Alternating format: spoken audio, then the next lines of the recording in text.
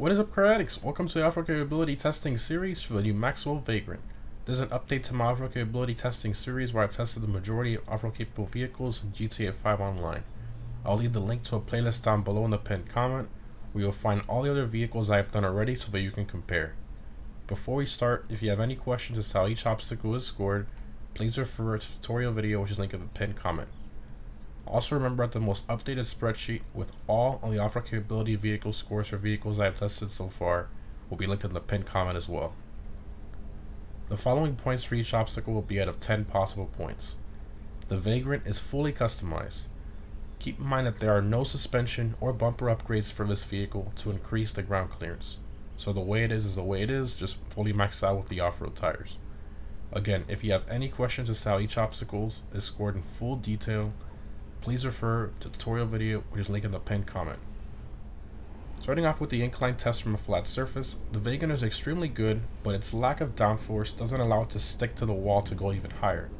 It gets a 7 out of 10. In stage 2 of this test, where it started at an angled position, it gets a 6 out of 10.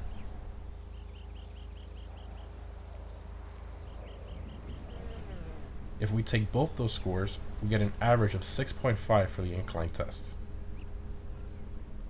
Next we have the dirt incline test. The Vagrant is extremely good at climbing steep inclines and easily makes it to the top, which gives it a 10 out of 10. Dirt braking is amazing. It stops well before the last red block. According to the markers, it gets a 10 out of 10. Rock crawling for the Vagrant is extremely surprising. I did not expect it to do so well. Despite its below average ground clearance, the grip and torque it has to power up these rocks is just insane. Through all 3 obstacles, it does unfortunately bottom out a total of 5 times, so for the first stage of this test it gets a 5 out of 10. But in stage 2 of this test, where it's subjectively scored, again it has no hesitation whatsoever over these rocks, but I do have to factor in a little of that ground clearance. I'm going to give it a 9 out of 10 because of how well it did. If we take both those scores, we get an average of 7 out of 10 for the rock crawling test, which is not bad at all. I expected this obstacle to be the biggest challenge for the Vagrant, but it has definitely proven me wrong. Powertrain is excellent, no wheel spin at all. The only other vehicles I've tested so far that have no wheel spin in this test are the trophy truck and the Karen Everon. It gets a well-deserved 10 out of 10 for this test.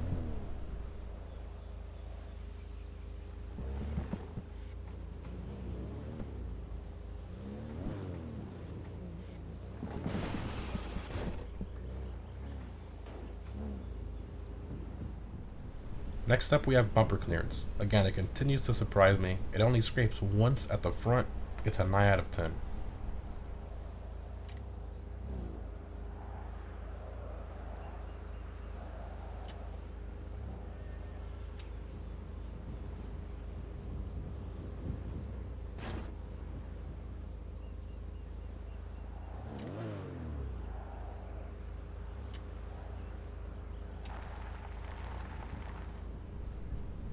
Suspension travel was pretty average. According to the markers, it gets a 4 out of 10. High speed stability is not very good. I believe this has to do with the wheel size and the size of the vehicle itself. I can't give them more than a 6 out of 10.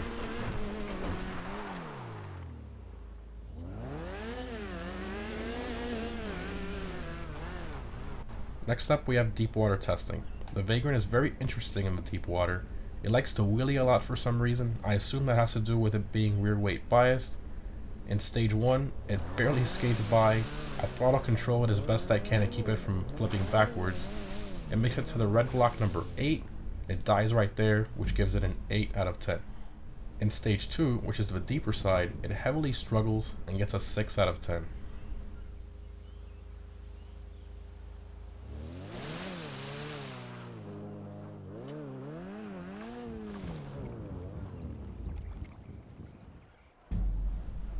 If we take both those scores, we get an average of 7 for the deep water test, which is impressive considering its size.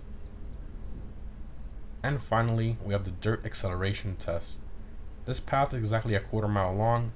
Using the handbrake launch, it gets the fastest time I have ever tested here of an 11-second quarter mile. The only other vehicle I've tested here that has got an 11-second quarter mile was the Fister Comet Safari, but that one is in the sports class, and his time was actually a little slower than the Vagrant. So this is an amazing showing from the Vagrant in the off-roads class. This gives it a 9 out of 10. Added all together on the off-road capability score is 78.5 out of 100. It mainly struggles with suspension travel and high-speed stability tests. It's a very small vehicle with small tires, which is why it struggles in those two tests. But if we compare the Vagrant to all the off-road class vehicles I have tested so far, that places it here in 15th place, right behind the Dune, and just ahead of the Free Crawler. Considering how intense this course is, I think it's amazing how well it performed for not being such a large vehicle like most of the other off-road class ones.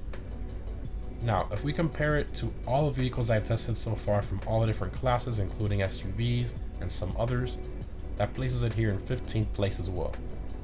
Keep in mind that these positions may change as I test more manufacturers and newer cars release. All in all, the Vagrant is one of the best choices for fast off-roading in situations where there are very minor bumps, and definitely stay away from the water. The Vagrant has a price of about $2 million. That is way too much money for this vehicle. I really don't care what anybody says, there's really no way to justify that, even if it's super fast off-road. When a little off-roader gets to the price of multi-million-dollar exotics in GTA, and hypercars and supercars, it's just way too much. The prices again in GTA are getting a little out of hand, but I mean that's kind of what we have to expect with the DLCs recently. Well, that's it guys, I hope you enjoyed the video. Again, if you'd like to see the other videos on the other vehicles I've tested so far and how the new Maxwell Vagrant compares to all the other vehicles, I'll leave the link to the playlist down below in the pinned comment, as well as a spreadsheet which will contain all of the most updated breakdown and scores for all vehicles in one place. Thanks for watching, and I'll see you in the next one.